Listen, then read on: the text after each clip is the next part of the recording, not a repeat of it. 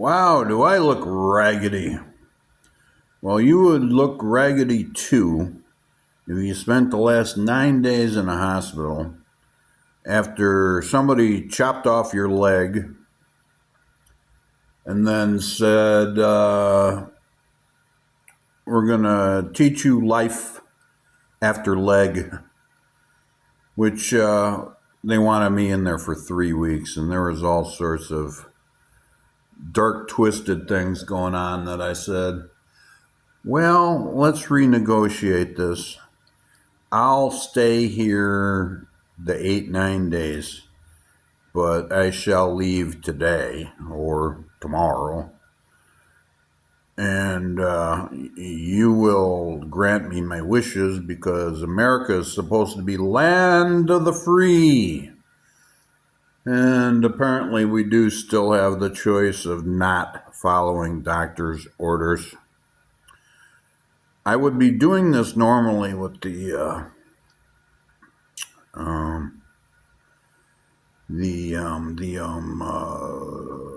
sorry, my brain doesn't work. Too many freaking pills.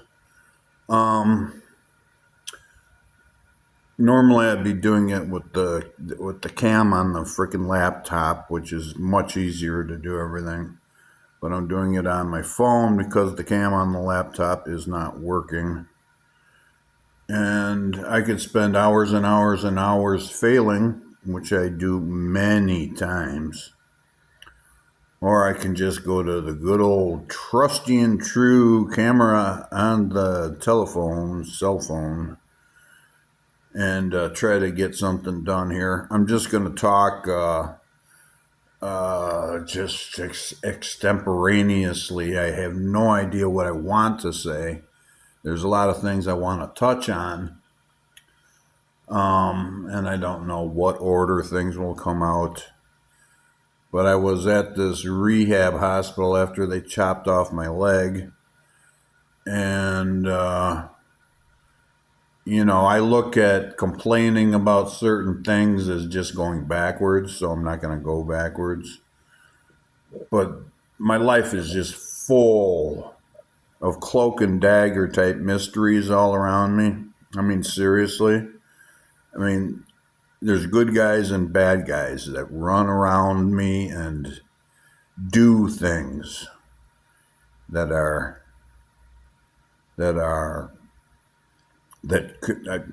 concerning me, sometimes good, oftentimes bad. I just heard one girl say, I turn to the tarot people for a lot of the information that I use because you don't get their brand of truth from regular other sources.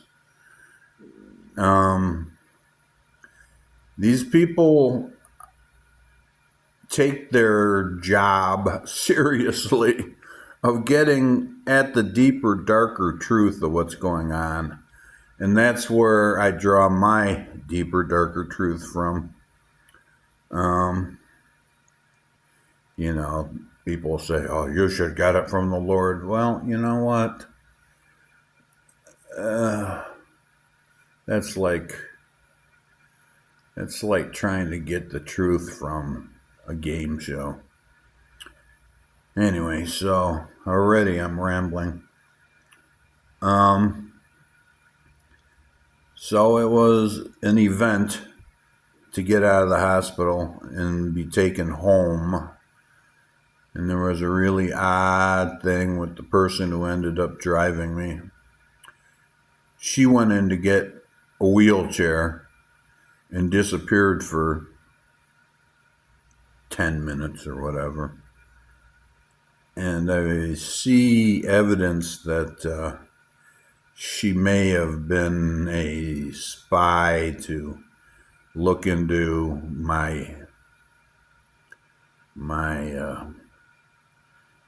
the stuff they're looking for. I don't know what they're looking for, but that box, I'll have to talk to my sister later. I saw my sister took this box, got all my records together, then returned the box, then took the box again. It's all medical record type stuff.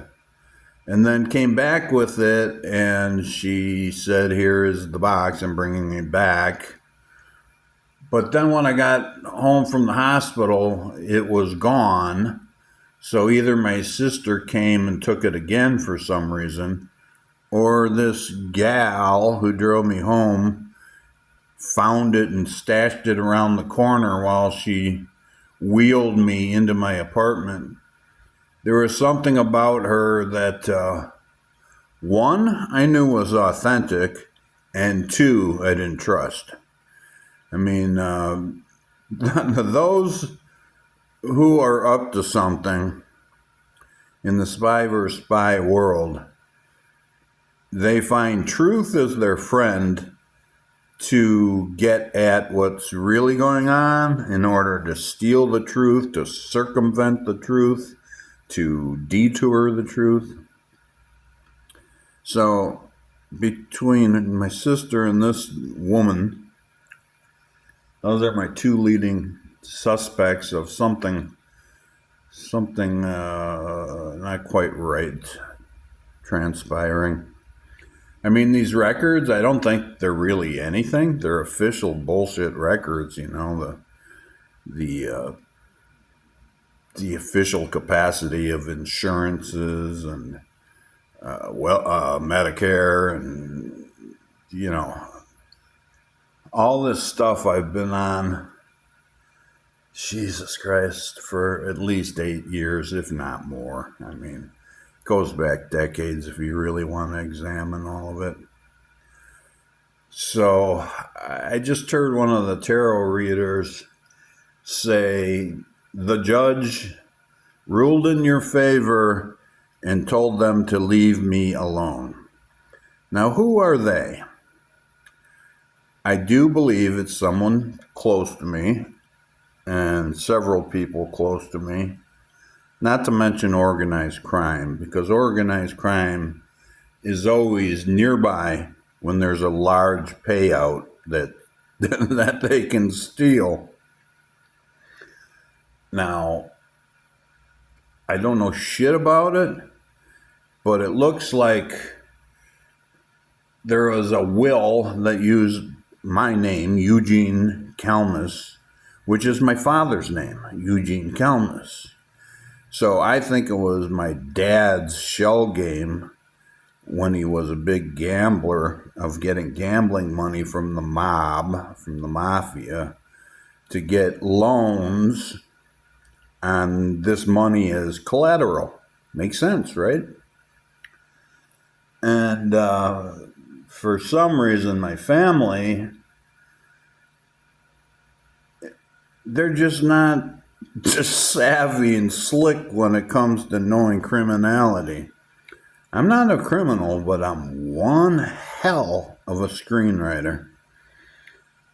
And right away when I saw this stuff happening, and I wasn't allowed to know it until about 2 years ago, when it started to come to me through channels, it was like something out here was trying to tell me something, but they can't just tell you stuff. There's rules, there's laws, but they can hint away and they can use innuendo and all sorts of stuff in order to tell the story or, pass on some of what's going on to try to wake you up. And they did wake me up. But I was trying to tell my family, likely this goes to Dad and his gambling habit. And he was a cop for 6 years, and he used to do little errands for the mob, like bribe somebody for something. Anyway, I better make this short because it's probably going to run out anyway. But I'm hobbling around here. I mean, oh my God. I only have they didn't even cut the leg where we hoped it would be, below the knee, above the knee. And then the doctor wants to do some sort of bypass. And, oh my God, I can't possibly be long for the world. So I'm going to try to get as much of my stuff out of my archives and into the world. And I want credit for it. I would like it to be my legacy. Is that so much to ask? I worked at this shit I was born in 1960. I started creating when I was 10, 15. And I have stuff I created when I was 15, stuff I created when I was 18 and 20 and 22 and 25 and film school. And I believe I've done really good work. For 1960 to now is 40 years plus 26, 66 years. And I want credit for it. And, people have been giving me such a hard time about stuff.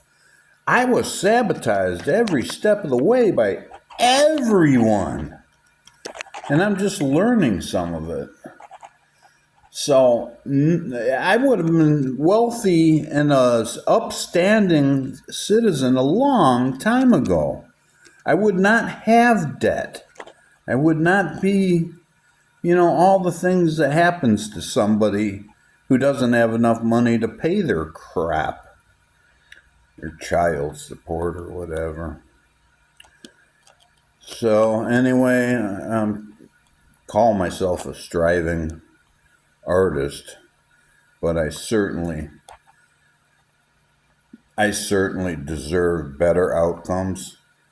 And I think, although I don't know, although there's one incident where a guy came up to me and said he'd give me a ride home, and I could tell he was somebody, like a private detective or somebody like that. And at first I said no, and then I changed my mind and said, okay, man. And I could tell there was some sort of thing about him that I liked and trusted. And he even came in my building. I'd love to see and talk to the guy again. I really should have tried to seal a real conversation at that time. I've got various moments like that are trying to reach out, but they can't quite reach out. But as time has gone on, I think the court case is done now, and the people going against me were lying their asses off in court. I mean, that's a serious crime. The court doesn't take that very well. I mean, I'm really against locking people into metal, tiny rooms. I just think it's so wrong. And there has to be a better way. Even the chain gangs are a better way. At least you're out getting exercise. So I'm really against locking people up as punishment. And in my lifetime, what's left of it, I would like to be an advocate for prison reform, for justice system reform. My own personal story is, this stupid stuff, I couldn't make a living.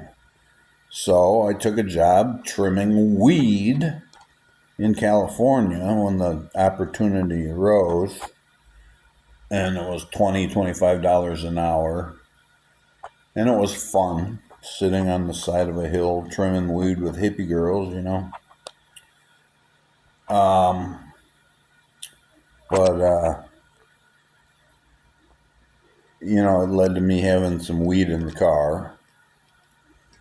and getting caught with weed in the car. So to me, that's a pretty weak crime. You know, I don't do anything that would hurt other people unless I'm just kind of, kind of miss an opportunity to be a good father or something. And there's many times when you're a parent that you know you could have done better, where you say something that is not constructive. But mostly, my heart's always been in the right place. And if you look at my stuff, I have a vast amount of songs that I've written, vast amount of videos to those songs, and the little comedy stuff I do, a comedy documentary, skits, even movies. I made a movie with a $400 camera, which I'm proud of. I think I did a damn good job. I thought, I'm just going to keep proving I'm the guy I say I am. I am an artist who gets things done, whether somebody gives me money to get it done or I just get it done without money.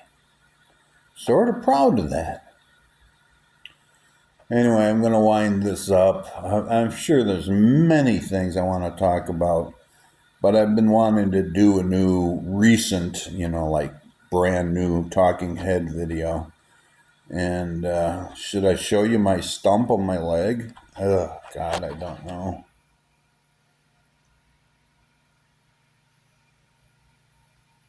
Oh, God, there it is. Freak you out? Freaks me out.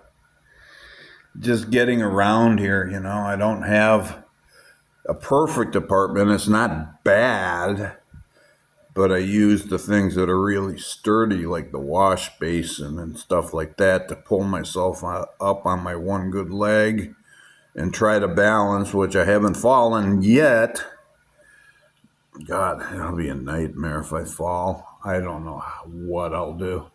I'll have to crawl to the door and get out into the hallway and hope somebody finds me out there. But, bada bing, bada boom, forget about it. I mean, I deserve so much better than what I've gotten.